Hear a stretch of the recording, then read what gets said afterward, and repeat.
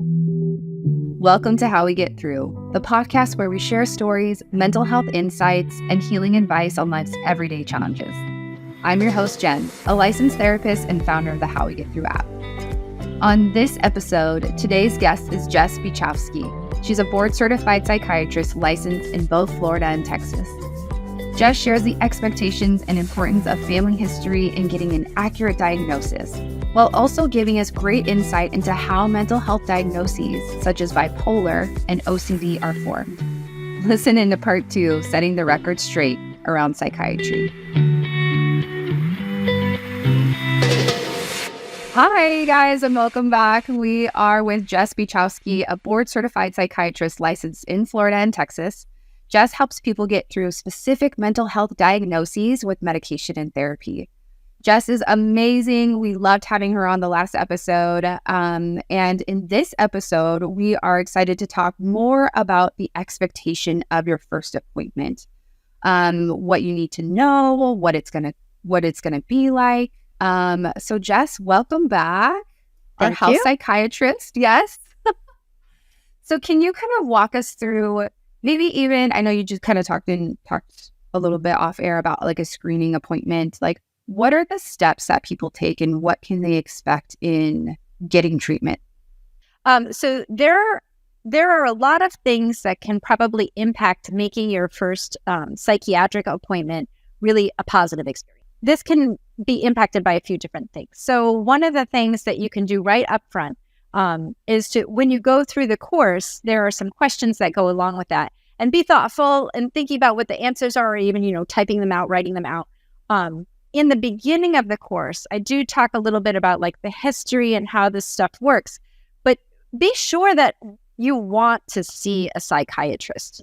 The things that we mentioned in the first part about you're gonna get a label. So if you really don't want that and you don't want that to happen, maybe you're not really ready for talking to a psychiatrist, and that's okay. You can wait, you can sit with that, you can figure out what's going to be with that, but make sure that this is going to be the direction you want to go. Your psychiatrist is probably 99% of the time going to offer you medication. Now you'll have some flex of whether or not you want to take that medication or talk about options. But that's why you're here. You see a psychiatrist specifically for diagnosing and medication. So that's the first thing to think about. But there are some other really important and helpful things to think about before you even make that appointment. One of the really valuable things that people don't always realize can have such great weight for their appointment is family history. If you have access to your family mental health history, oh my gosh, as much information as you can bring is super helpful. What family members that you're blood related to, what things run in your family? Do you have substance use issues that run in your family? Does everyone seem to have like ADHD, or is autism really prevalent in your family? Does your mom have really bad anxiety and depression and she takes medication that's really helpful? If you can, find out what that medication is, because that might be helpful for you too, because you guys share genetics. So that's a really important piece. I think a lot of people get surprised by that question. They haven't been prepped for it. They haven't been thinking about it. And so when I ask them, they're like, oh, I don't know. Like, I think there are some people, like, I think my sister sees somebody, or, my brother went to the hospital once. Like, if you have that information, and I don't mean records, but just the idea of like, what else is really common in your family? Even if you don't have that thing, it helps us sort of create this picture that's really well-rounded of what's going on, mostly with your genetics, but also with your environment, because you share that environment with a lot of those people. I think that is such an important thing to remember. And I even just think like in the therapy world, I mean, I talk a lot about family and, and then there's intergenerational trauma and all this other stuff. But even like me going to the doctor to get a mammogram, they're like, does anybody have cancer? I'm like, I don't know. Like, it's the same thing. I'm sure the doctor's like, what do you mean you don't know? And I'm like, I don't know. Yeah. But I think you get so used to your family structure of like, everyone is normal at some point, or mom's anxiety is normal, or it's undiagnosed, or, someone's OCD or panic. Like, so I just think it's for you, it's like a no-brainer. Like, we need the family history. And I think on the client end, it's like, well, how do I recognize when something is not necessarily dysfunctional, right? But that there might be some anxiety passed down or how that really shows up. And so I think like for anybody listening, it's like kind of, I mean, obviously you can ask the questions, but I think even sometimes generationally your parents are like, oh, I don't have anxiety or, or we don't have any trauma. And there's like war and other stuff and, immigration and all this other things. And so it's something to kind of like ask your family about, but also can you kind of use your own curiosity with that and giving more information, because I just think that sometimes, getting medical family history might be a little bit easier, but getting the like mental health family history might be a little bit harder. Oh, this is not an easy thing. And for a lot of people, it's not talked about in the family. And there are plenty of families out there that are like, that's not a thing. Like mental health is not a thing. Like just get over it. There's a lot of get over it kind of stuff. And I find great value in what my patients tell me about their families, even if there is no diagnosis. A lot of times they'll be like, yeah, I don't know what's going on, but my mom is like a nervous Nelly and she's like always doing stuff all the time. Like she can't just sit still. That's good information. I like to know that. I know where you're coming from. And the fact that you are like that too, that could be genetic, it could be environmental, but it helps me know that it just didn't come out of the blue. You didn't just become this way 3 weeks ago. So that kind of information, it offers extra insight. And yeah, you don't need to go knock on everybody's door, call everybody up like, hey, do you take mental health meds? Did you ever go to the hospital? Like, what are you diagnosed with? Like, knowing that your uncle like drinks a lot all the time, that's helpful. Like you should tell me that. You don't have to ask him first if he's been to rehab. It's okay. Yes. That's so funny. And I think there's like, there's a lot of family secrets. There's a lot of people trying to hide things. And so it does kind of ask you to be a little bit of a detective in a curious way of, just finding patterns of some things. And that might be really hard or it might be like really clear. But I loved your example of kind of understanding people's behavior more than like getting a diagnosis from them. Right. It can be really helpful. Yeah, that's exactly it. And it's not like I said, and if you did have a diagnosis, I don't know. Yeah. Like that doesn't necessarily mean that that's the diagnosis. Like, you know what I mean? Like I haven't met that person. Like just because you say, oh yeah, like my aunt is crazy. She's totally schizophrenic. Like maybe not. But the fact that you're telling me you think your aunt is crazy, that it gives me some information. And this is not judgment. Like I'm not asking you to judge your family or find things that are wrong. I just want to see what you think is going on. Again, this is just your take on things, but it helps me put it in context because you are not in a vacuum. These are the people that you grew up with, and these are or may have grown up with, and they are some people that you share genetics with, and that's all important. To me, that's all important.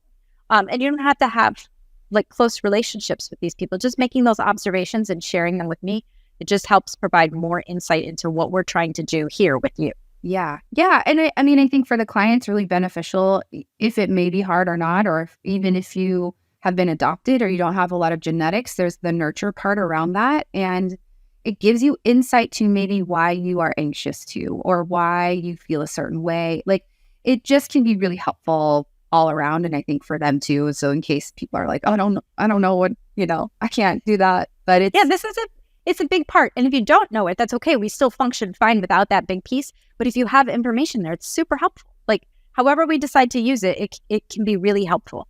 And then some of the other pieces are if you have a mental health history, even if it's just, counseling or therapy or anything like that, or you were diagnosed with something but didn't take medication, all of this is super duper helpful. If you can create even a very loose timeline, like, when I was, in middle school, I had to go see the counselor because I was like crying every day in school and like anything like that, that kind of stuff is really helpful for me. And if you've taken any mental health medications, please lock that away up here, put it in your phone, whatever. I cannot tell you what medications you used to take. So when you're like, I've been on a bunch of medications and none of them worked. Already I'm like, oh, well, where am I going to start? Like, how do I know that what I'm going to recommend is going to be something that you haven't already tried? So Yeah. I'm fine with that. This is something I deal with all the time, but recognize that if that's the answer that you give because you haven't really taken the notes about what you're doing or what's working or what hasn't worked or, what you've been diagnosed with, it just creates a little extra time for us to try to figure that out. Yeah, that makes a lot of sense. As you were talking, I was thinking about getting diagnosed younger and then getting diagnosed as an adult. And you treat adults, right? Yes. Can you kind of talk about or just give some insight of when you are diagnosed younger, like how impactful that is, or does it change? Like, what are the benefits of getting diagnosed younger? What are the maybe negative impacts of getting diagnosed younger? So this is a really interesting question because one of the pieces that's really neat here is that your brain is not done cooking. Like it takes, like you're going to be like a quarter of a century. You're going to be like 25 years old before we think your brain is mostly structurally the way it will be for a long time. So your brain doesn't look the same when you're 8 as when you're 28. It's very different. So for some of these diagnoses, if they come early, it's really, really helpful. So all the neurodivergent stuff, anything that's going to be like a learning disability, autism spectrum disorder, ADHD, these are all things that if you're diagnosed when you're younger, it makes my life a lot easier because we don't have to do all that backwards work to try to make sure you met the criteria when you're younger. And this is not something that's a new problem, probably caused by something else. So that piece is very helpful.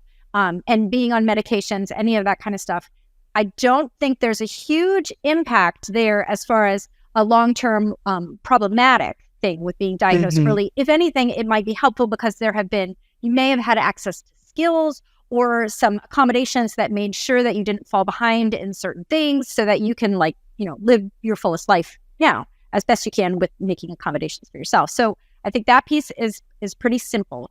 But then there are other things because childhood is an interesting time. And you don't have the same kind of control or the same kind of skill sets over what goes on in your environment and how you can manage that. So sometimes people who are in very chaotic environments, they can look a little bit differently because they can't manage that. Being out of control and being in a scary place with people that in theory are supposed to be helping you and keeping you safe, that messes with a lot of stuff. And that, of course, can impact your diagnosis as an adult. But the way a child will look when they're diagnosed with a mental health disorder versus how they look as an adult is generally going to be somewhat different. But to get a trauma diagnosis, an anxiety diagnosis, a mood diagnosis, a lot of these things will carry through, but the treatments may be different. So the pediatric population does not have access to as many different kinds of medications because we just don't have the data to see that it's safe. So you may have a lot more options. So maybe you were treated for something when you were a kid and you're like, those medications were terrible, like nothing helped. Your brain is different now. So you might have a different experience with these types of medications, or maybe there's an option for you to try a medication that you never had before. Yeah, no, I think that's a good point because I just keep coming back to the brain and how it's developing when you're younger. And so to get a diagnosis, I think, again, like a learning diagnosis or ADHD is really important and can be really impactful. But I was curious about like bipolar, like what's the onset for that or when, oh, good smile. You love that. Yes. Bipolar is, it's one of the most troublesome diagnoses that I treat. I love treating bipolar patients, but they can be tough to treat. So many patients who come with a bipolar diagnosis when they're younger, I don't think actually meet the full criteria as an adult. I think there's enough stuff going on that is sort of messing with the picture. And so it's confusing. The criteria are a bit different. It's just a little bit of a different experience. So I like to make sure I'm following that along really well when they're an adult and I'm looking back and seeing what I can. So the majority of bipolar diagnoses are made in the late 20s. And they're usually made because of a depressive episode. So oftentimes when people are on the high part of the bipolar disorder, they don't seek treatment. They may get in trouble, they may get arrested, or end up in the hospital because of making risky decisions as part of that mania or hypomania. But the part that feels bad is the feeling depressed, feeling suicidal, feeling like you can't do the things that you want to do. So that's tricky because they often get diagnosed with depression many years before they ever get that bipolar diagnosis. And antidepressants alone are not the recommended treatment for bipolar depression. So that's where it gets really tricky. And this is one of those nuanced things that I was talking about. If we don't get the diagnosis right, we can cause more harm. If I give you an antidepressant because I think you're depressed and that flips you into mania, and then you make some bad sexual decisions and you get arrested and you're like, this is like life-changing stuff. This is bad. So I don't want to do that to you. We need to be choosing different medications to help that situation. But on top of that, the thing I'd like to say about bipolar disorder, the tricky piece is it's not happy sad. That's not what bipolar is.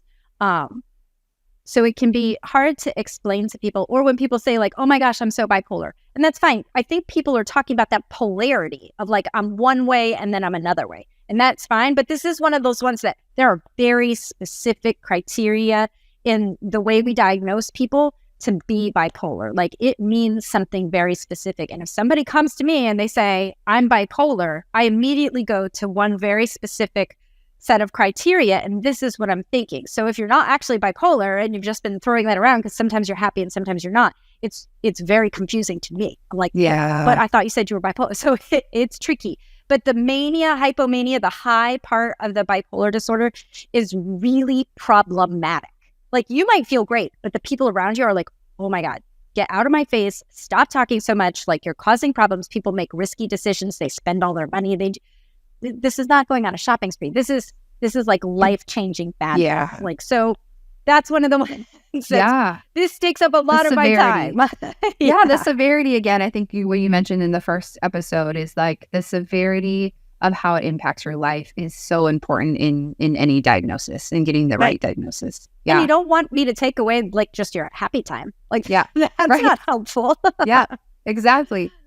Okay, I have one more diagnosis that I want you to talk about from childhood and adulthood, and then we can get back to experiences in seeing a psychiatrist. But I'm curious about OCD.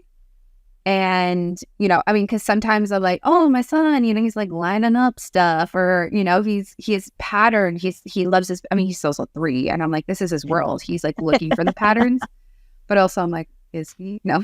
But that's perfect. And you just described like a parent experience, like across the board. So many parents like see this stuff. So first of all, yes, 100% developmentally appropriate for kids to like have that sense of control over their space. Kids don't have control over anything. They can't even have good motor control. Like their motor neurons are not done until they're in like late elementary school. Like, so we're taking these little people and we're not letting them do anything. So if they want to arrange their blocks in color order all the time and they lose their mind when you want to put them away at the end of the night, that's just normal, a kid experience. They want that control. That's important. So there is a realm of very, very, very normal. And that may continue for a long time. It won't go away necessarily. But you should see it not impacting so much. Like if you mess up the blocks, they should still be able to move on and eat dinner or go to bed that night. Like if we're seeing that it's only about the blocks and they can't do anything else, then we start to get concerned. Not necessarily at 3. And then there also may be some like autism spectrum disorder stuff going on. So there may be something else happening there. So observing is totally fine. But if it's not getting in the way of them functioning as a little human, then you could just watch and bring it up to a pediatrician and be like, is this normal? And just ask those questions. But there are personality disorders. And that sounds really terrible. But it sounds like you're disordered personality. Like that sucks. I don't love the name, but it is, again, I have to work with it. So we have something called obsessive compulsive personality disorder. So obviously to have a disorder, again, it has to come back to that. It's really problematic. But there's also traits that go along with these disorders. So traits, pretty much you could just apply the word traits to any diagnosis, and lots of us have like traits of diagnostic things, but we don't meet the full criteria. So OCPD is something that you do see a lot of in high functioning people. And those are the people that like arrange the things on the shelf, and then you go by and you just like push the thing off the shelf and they're like, and they have to go back and like, they're not going to ruin their whole day about it, but they want things just so. And many of those people are very high functioning and do just fine and have created like a little space for themselves where all of that works really well. So that's not worrisome, but it is something that you can see, that you can kind of follow the pattern and be like, oh, I see. Highly perfectionistic, that kind of thing, driven, sometimes type A, all these things kind of roll together. But if it's not creating a lot of problems in your life, like if you can't hold a job or you can't create a relationship because of some of these things, obviously that's a problem. But being orderly and wanting things just so is not necessarily a problem. But the actual OCD, when we talk about diagnosing somebody with obsessive compulsive disorder, we're talking about really significant stuff that's causing a lot of harm. It's taking up a lot of time. And this is where your brain doesn't get the right signal. Like, you do the thing and you're like, I did the thing. I did a good job. I don't have to do the thing again. And then you move on. That's the normal brain. The OCD brain says, you did the thing, but I don't know that you did the thing well enough. Let's do the thing again. Okay, let's do the thing again. So you're not getting that feedback that says, good job. So you wash your hands and you're like, wash my hands. I know they're clean. I can go about my day. You wash your hands. Your brain says, did you do it good enough? Okay, so we'll wash my hands again. So people can say, like, I know I shouldn't wash my hands 20 times a day. It's creating a lot of problems. I have to wear bandages because I will get infections because of all the cracked skin. Their brain is not giving them the proper signals to stop that cycle. So when I see someone with OCD, like it's not about like the stuff on the shelf. It's about like absorbing tons of time. This is one of my in this section of the course, I feel very strongly about the examples that I used in this section of the course, because it can be really hard for people that are untreated to manage these symptoms. And treatment is not awesome. We're doing what we can, but we don't know how really to impact strongly those circuits yet. But we can provide a lot of relief through medications and through therapy. So, yeah, I don't know. Yeah. Hopefully no, I love that. The spectrum, the big spectrum. Yeah. No, I think it's really important. And I think I had a follow-up question on the OCPD. Mm-hmm. When you say like people are high functioning, because I think therapists see this a lot, maybe not OCPD, but very high functioning, high perfectionists, their lives are doing well, they're very successful, but they also burn out, or they push themselves too hard. So I feel like, I'm just curious if that's like another example versus the shelf thing. It's almost like this too high functioning, where you push yourself to burn out. I think that's true too. And so a lot of that is like the expectations. So it's sort of like there are unreasonable expectations related to control. So like, and oftentimes for people that struggle like this, the more out of control they feel in some aspect of their life, the more they try to maintain control of the things that they do have access to. So it can, because you're aiming for this thing that's unattainable, it can wear people out. Burnout is a huge problem. And that's the thing. If it's OCPD, we don't treat that with medications. And even that's personality disorder. We don't treat most personality disorders with medications. The traits can be problematic enough to be a personality disorder. But in general, the OCPD people don't have OCD. You're more likely to see them have, like you were saying, like they get really bad anxiety and they're burnt out. Sometimes they get depressed. So we see a lot more of that piece. And that's why, again, the verbiage is confusing. It's nuanced, and it doesn't, like, those two things don't really look very similar. OCD and OCPD, they don't really look the same in most cases. But those OCPD people, those high-achieving perfectionist people, super prone to burnout, and that can lead to mood problems, anxiety problems. And that can't be treated with medication. So that's all good. Yes. Yeah. No, that makes sense. But I think there's clarity of like, if it's OCPD, we're not treating that for medications, but we might be able to treat medication for the impact of it, the anxiety or depression around that. Yeah. Love that. Okay, Jess, bring us back to how we can prepare the best in our first appointment. So other than the history stuff, so your family history and then your personal history of mental health, it's good if you can figure out exactly what you are concerned about. So if you just go to the psychiatrist and you're like, I feel bad, I want to feel better, that's tough. So if you watch the course, it covers a lot of the popular stuff. But there are other things. If you feel sad all the time, I want you to note that. I want you to write down the things that you are concerned about in your life. Things especially that are a change. So, I used to be able to go out and have fun with my friends. And now I just want to stay home and not do anything and not see anyone all the time. I want to know that that's the problem and it was a change. Anything you think that has a pattern. Have you noticed it's gradually getting worse, or at certain times of the month it's better or worse? Patterns can really play a big part. There might be something going on in your environment or even in your body hormonally that's impacting your symptoms. So that kind of stuff is helpful. Time courses, is this new? Have you been through this before? Many things that I see are episodic. So they are a problem and then they are not a problem. And then they are a problem again. So if we see that seasonal affective disorder, what I had, that's a winter thing. That's when the weather is gross. So that's going to be a pattern. I had this problem last winter. And so this winter, it's even worse than it was before. But we can see that it was at the same time frame. And now that fits into a little criteria box and it makes a lot more sense. So those kinds of things, what you're concerned about is really important. So if you come to me and you just fill out a questionnaire and you check all those little boxes and you're like, I have some of this, and I have some of that. I'm like, okay, but I want to hear what you are concerned about, because maybe there are things that you check the boxes that it's a positive symptom. But if it's not something that bothers you, you don't need to create more things to that are problems. Because if it's not a problem for you, then it's not a problem. So I want to know the things that are really bothersome for you, and know that there is not a medication for all things. A lot of people are angry. I see a lot of angry people. We don't have a medication for anger. There's not an anti-anger medication. So I need to kind of know more than just angry. Is it irritability? Is it you have a short fuse? Are you only angry after you're really stressed? What's going on? Is it only on the days that you don't get enough sleep? So those kinds of little pieces of information, I don't want to just know one thing. I want to know as much about it. You say a lot of times in that the questionnaire that goes along with the course, there's a lot of times where it says, brainstorm your thoughts on this.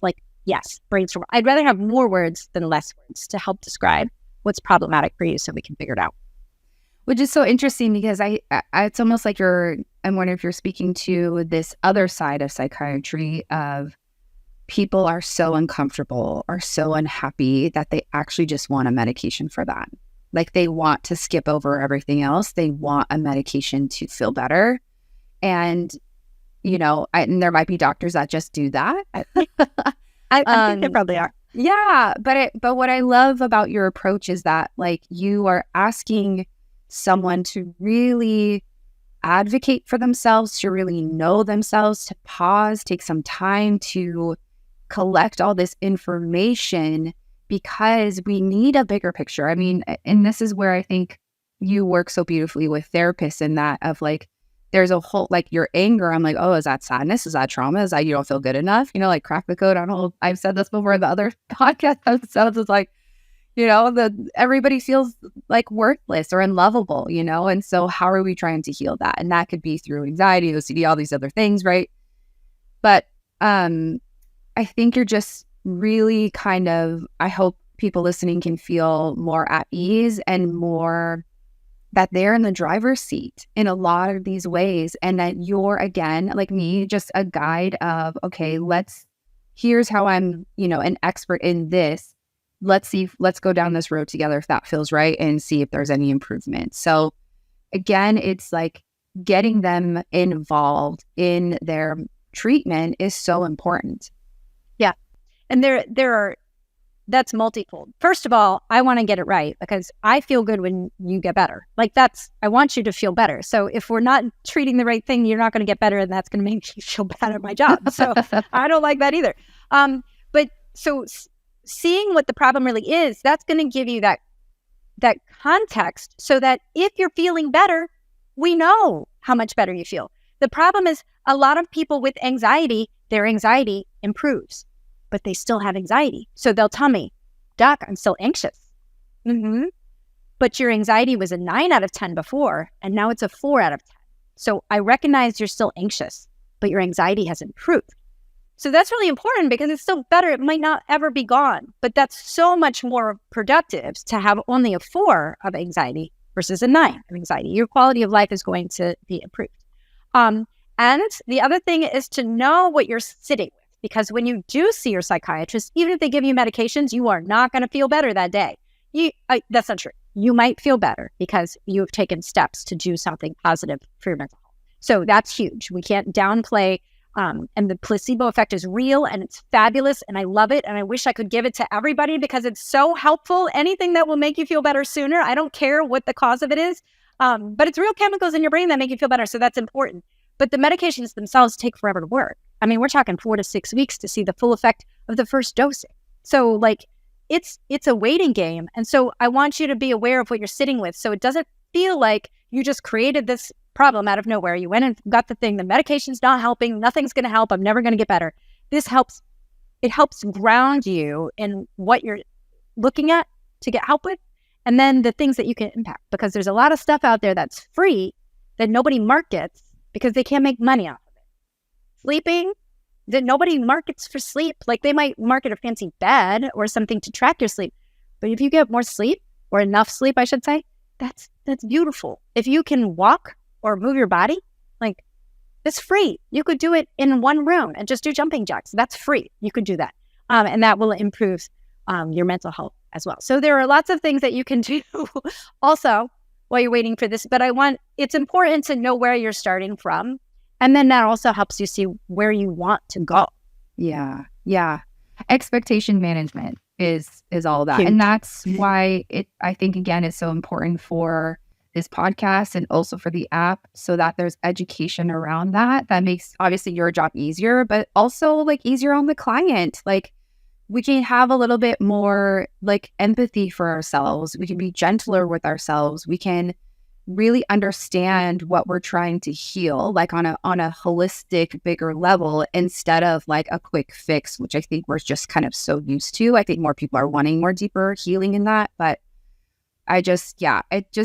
it's so fun hearing all of your knowledge, because again, I'm like, yeah, I'm a therapist. I know this. I don't know crap, and it just, again, I think even the myths I have as a therapist around that is really important to get the right information to the right people. So Jess, thank you so much for coming on. Thank you so much so Jess's course is different than all the other courses. The other courses are broken into 3 different parts of like, what is the problem? Why is it a problem? How to get through the problem. But for Jess, it's 5 different courses, and they're all like their standalone courses. So we have, so you're thinking you're ADHD. So you think you have panic attacks. So you think you have PTSD. So you think you're OCD. And then, so you think you're neurodivergent. And it is such a great, helpful starting off point. If you think you're curious, or again, you saw a TikTok and you're like, oh my gosh, that's me. Like, you can download the app. You can get a free 7-day trial. Please go check out that course so you can get some clarity. Jess, can you tell people where to find you if they want to work with you? Sure. You can go to my website. It's Beachhealthmd, like BEACH, the first part of my name, beachhealthmd.com. And I do have some patient resources on there. So you can go ahead and click and get a Google Doc that you can fill in and do some stuff. And then you can bring that with you to your psychiatrist. Don't just hand it to them, but bring it to you. But so you have a reference, because I don't see patients everywhere. I only see patients in Florida right now. So, and then, I mean, that's the main spot. If you are a therapist and you're looking for something, I do have some resources for therapists so you can provide more for your clients. It's BrainBites, brain-bites.com/top10. And that will give you the free top 10 of my most prescribed mental health medications and what I give them for. So love that. Helpful stuff. Yes. Jess, thank you so much for being on. I'm just like so excited. So thank you. Love this stuff. This is great. Okay. Bye. Thanks for listening to our show. We hope that you feel empowered to be your own advocate in your mental health journey and getting an accurate diagnosis. And if you're ready to dive deeper, check out Jess's course, The 5 Most Popular Diagnoses, on the How We Get Thru app, available for both Android and iPhone. Stay tuned for next week's episode as we meet Betsy Weiler, a substance use counselor tackling the difficult subject of marijuana use with our kids. This episode is for you if you are a parent that feels paralyzed by even broaching the subject.